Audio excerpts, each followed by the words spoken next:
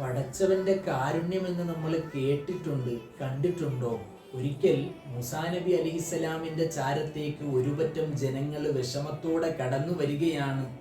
ഒരു നാടാകെ വരൾച്ചയിലാണ്, പ്രതിസന്ധിയിലാണ്, ഒരു തുള്ളി വെള്ളമില്ല.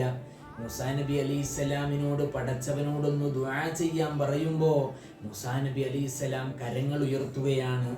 എൻ്റെ പ്രിയപ്പെട്ടവരെ, ഉടൻ ജിബ്രീൽ അലൈഹിസ്സലാം കടന്നു വരുന്നുണ്ട്. ദുആ ചെയ്തിട്ട് കാര്യമൊന്നുമില്ല, മഴയൊന്നും ഉണ്ടാവാൻ പോകുന്നില്ല. കാര്യം, ഈ കൂട്ടത്തിൽ ഒരു മനുഷ്യൻ വല്ലാത്ത പാപം ചെയ്തയാളാണ്. അദ്ദേഹത്തിൻ്റെ പാപം പൊറുക്കാതെ മഴ വീഴില്ലെന്ന് പറഞ്ഞ് ജിബ്രീൽ അലൈഹിസ്സലാം പോകുമ്പോൾ അല്പനേരം കഴിയുമ്പോൾ വല്ലാത്ത മഴ ഇങ്ങനെ വർഷിക്കുകയാണ്. കാരണം എന്തെന്നറിയോ? ഈ മനുഷ്യൻ ആ കൂട്ടത്തിലിരുന്നിട്ട് പൊട്ടി പൊട്ടി കരഞ്ഞ്, റബ്ബേ, ഞാൻ ചെയ്ത പാപം കൊണ്ട് ഈ നാട്ടിലുള്ള ജനങ്ങൾക്ക് നീ വെള്ളം മുടക്കിക്കളയല്ലേ അല്ലാ. അല്ലാ കൊടുത്തല്ലോ വെള്ളം. എൻ്റെ പ്രിയപ്പെട്ടവരെ, ഇവിടെ ഒരു സംഭവം. അവിടുന്ന് മൂസാ നബി അലൈഹിസ്സലാം അള്ളാഹുവിനെ വിളിച്ചിട്ട് ചോദിക്കുന്നുണ്ട്, റബ്ബേ, ആ പാപമുക്തനായ ആ മനുഷ്യനെ ഒന്ന് കാണിച്ചു തരുമോ?